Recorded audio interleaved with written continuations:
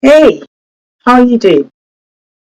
So, in the past 2 weeks, we've been talking about friendships, we've been talking about conflict management, helping our son to understand how to manage conflict. We started actually with signs of unhealthy friendship. And if we're talking about healthy friendships, I think the first place I love to start that from is the church, godly friends, because fine, conflicts might arise, we might be misunderstanding issues, and then things might happen that might seem like bullying or abuse. I believe when somebody is godly, when my friend is godly, they would avoid doing those things to me. So when it happens, I know that they didn't know it was an error, and rather than having, you get what I mean. So today I want to talk about how to guide your son through the process of making godly friends or forming or making positive friendships, right? A lot of the times, I know I always say how to guide your son, how to help your son. You might be wondering why I keep saying that, but it's because I believe that I have a major role to play in how my children turn out. And one of the reasons why I believe that is because of the fact that we come to this world as children, and then God did not put us in a place by ourselves or isolated. He puts us in the family because everything begins from the family. And I believe that I have a major role to play in my children's life because God has entrusted them to me. So how I raise them, how I talk to them, how I guide them. I'm meant to even guide them in a lot of things. Not push shove things down their throats, but not even at any certain age throughout their lives, but being able to raise, train, mentor, coach, discipline them to become godly people. So, having raised, or as I'm raising my children to become godly people, they also need to have godly friends so that they can, do life with godly people around them. And one of the places I believe having godly friends starts from again is from the home. It's from us, the parents. So, are you a godly person? Am I a godly person? Do I have godly characters? So, if I'm saying my children should have godly friends, I should be the first model of who godly friends actually is, or who godly friends actually are. I should be the first example of godliness in their lives. So again, I'm putting that question to myself and to you as a parent. Are you a godly person in your son's life? Are you a godly friend? Are you a godly parent? Because it's okay, like we're growing up, there was a movie I watched that somebody went to the church to marry a Christian wife while they're not Christians. And I'm wondering, why would you go to the church to marry what you are not? You want a Christian wife, but you're not a Christian, and you can't give that. You went to the church to look for who you are not and what you cannot give. And I'm wondering, how will that person be happy? Because I'm not a Christian, I'm marrying somebody who's not a Christian. I would be miserable for the rest of my life. Or I mean, not, because our values will different. Our values will be different. We will not be able to do things in common. So, for your son to enjoy godly friends, they need to be godly as well. So, first of all, are you a godly parent? Secondly, are you raising godly children? But what does it actually mean to be godly? Does it mean tie our head like they used to say do when we were growing up back in Africa? Excuse me, does it mean tying our head and all of that? No, it means the virtue we have, our characters, our values. What kind of virtue do you have? I remember so sometimes we might have people who are not Christians around us, but they should know that you're a godly person. You have godly virtue, you have godly character. Remember some time ago, I used to have a colleague who wasn't a Christian, and people used to judge me for being a close colleague to that person. I used to say that, hello, I'm here to work. If I'm not close to this person, how will I get this work done? But you know what amused me? One day we're in a meeting with this colleague and someone used the F word. And this colleague just turned and looked at me. As soon as the person used the F word, I didn't roll my eyes, like the way I roll my eyes, I rolled my big eyes. But I think I did something that this very close colleague understands that, I know what's wrong with this, my colleague. And he just said, let's say Mike was the one talking, and he just said, Mike, I think you might not want to use swear words because Kola doesn't like it. And he looked at me and then he said, oh, sorry about that, blah, blah, blah, blah, blah. And then as we carried on, he used another swear word. And he said, oh gosh, I'm sorry, I used that, I'm sorry. Because I don't like it. I don't say it to people. And then he looked at me and said, I'm sorry, but I don't say it and I don't like people saying it around me. I know it's you, so I might not be able to control that. So it's fine if if you can help it. And we just all laughed. But whether the person said it again or not, I didn't kind of remember. But you know what stayed with me? The fact that this my friend colleague knew that this is this person's value. So are you raising children with godly virtues and values? Are you that person by yourself? Because you need to be able to reach them. So my first point here is lead by example.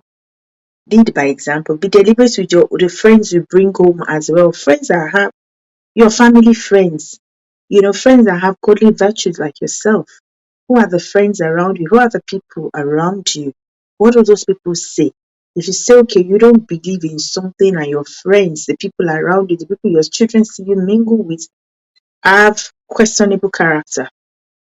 How do we handle that? How do we explain that to them? Also, teach them that they have to be who they want to have in their lives. So, when people say, oh, I want this person, there's marriage counselors, I think they say this a lot that, okay, you want to marry this person, you want to marry that person, but are you that person? So, you need to be able to teach your children and train them to be the kind of people they want in their lives. Godly people, people with great virtues and values. Again, we need to teach our children discernment. Help them to be able to be sensitive. Teach them to be sensitive and um what's this English? I can't remember the English now. Even in Yoruba, my native language, if I can't even remember what I want to say, but the word is somewhere in my. But teach them to be sensitive and at alert, such that when things want to go wrong, when this person is going to put them in trouble, this person is doing something that is not there, it's against their own value, they would notice it. I have a friend that would always say that. So she taught me. I think I learned this from her actually.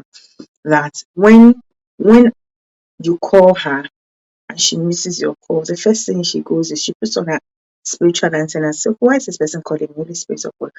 Okay, so that she can be prepared. So me too. I started doing that. When somebody calls me and I look at the phone, this person doesn't normally call me, or this person calls me, but this is why is this person calling me? Holy Spirit of God. And then I'm beginning to think, and my discernment spirit of the discernment spirit or antenna would come up, and I'm beginning to, and when the person begins to talk, it's just like we've spoken about that thing before. So we need to be able to teach our children that, in fact, let me shock you, when things are about to go wrong between myself and my husband, I know now, because that antenna, that discernment is on. Even with my children, when things are about to go wrong, I'll just say to my husband, I'm not feeling very comfortable. I don't know what I'm saying. And he's just like, are you okay? Are you okay? Bam, boom. We will see the thing, or we'll pray about it, or discuss it. Like, what if this happen? What if this happen? And then sometimes it might happen, and sometimes it might not, because we might have prayed about it. So our children need to have that discernment to be able to discern the kind of people that they're getting into their lives or going into friendship with. Also, talk about the importance of having godly friends, choosing friends, who are godly, who encourage spiritual growth. And for me as a person, it's really helped me. I was saying to my sister earlier today about a man of God that I started listening to, and is like one of the major preachers in my life this year that I listen to and follow. I try to listen to at least one or two of his messages a week.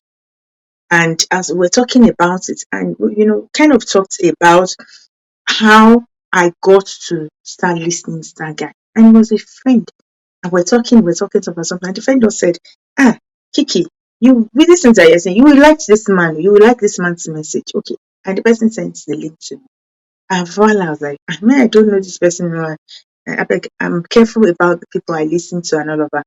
And I just listened to the message and boom, I liked the man. He speaks to me. In fact, in unusual ways that only God understands. So you need to be able to have that spirit of discernment and then teach them, discuss boundaries with them, their values and their boundaries, irrespective of the kind of friend in your life. Boundaries are very essential. As parents, boundaries in the home, boundaries with your spouse, boundaries with your children. So my children should be able to have boundaries with their friends out there. One of my friends was saying that one of my sons was saying that when he's getting ready to go out, his friends know not to come into it. Now, it's not because maybe he's dressing up or anything, but because the way we'll be looking for what to wear, that my son is very, those of you that know me very, I'm sure you know the son I'm talking about. But boundaries, discuss, help them understand the importance of boundaries. In our culture, we don't respect boundaries. So I'm from Nigeria, the western part of Nigeria. And I think in the whole of Nigeria, I'm not no disrespect to my country, we don't respect boundaries. We feel respecting setting boundaries for people is disrespecting them. No, boundaries are great. Boundaries makes you know that okay, and you know what? Boundaries even helps us to avoid unnecessary conflicts. So help them to understand the importance of boundaries and why they need to set boundaries. Also, how they can communicate boundaries. Somebody does this today, somebody does that tomorrow, you allow it next month. You don't need to be angry about it. It's bros, sis, this thing, this is how it makes me feel. And they get understanding. Discuss their values with them. What are their values? A very important value that I learned again from my children. I learn a lot from my children. I'm a learner. I love to learn. So everybody around me, I'm looking at you and picking something from you. Is family. So when family is one of your core values, you will not do things that will shame the family. You will not do things that will jeopardize the family. You would take care of the family. You will support and protect the families. I don't know who that is speaking to today. But, values. What are their values? Love, honesty, integrity. And so if integrity is my value or honesty is my value, I don't go out with somebody who's like always lying and they don't care about people. They say this today to one person and tomorrow they're saying another thing. Today they are saying, oh, I love you. Tomorrow they're saying, no. Values. And then be an example of these things to them. If I can't knock on my son's door before I enter his room, it will be okay for anybody to get enter a bang into the room in and out because nobody does it for me. It's okay for people to do not to do it for me. He too will do that to other people. Also, this is very important. As much as I'm fostering and choosing godly friends, foster inclusivity. Teach your child to be inclusive and welcome others, right? While they set boundaries, encourage them to reach out to other people because in the process of, I'm better, or I'm doing this, so, and they're not inclusive, they don't welcome other people, they might miss out. So be inclusive, welcome other people.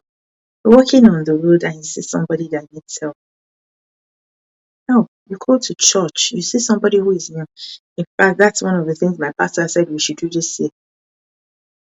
Always make sure you look around us. Anybody that is sitting down by themselves, no matter how big or small the service is, reach out to them, go to them and get them. Sometimes I nudge my son and say, go and say hello to that person, go and say hello to that person.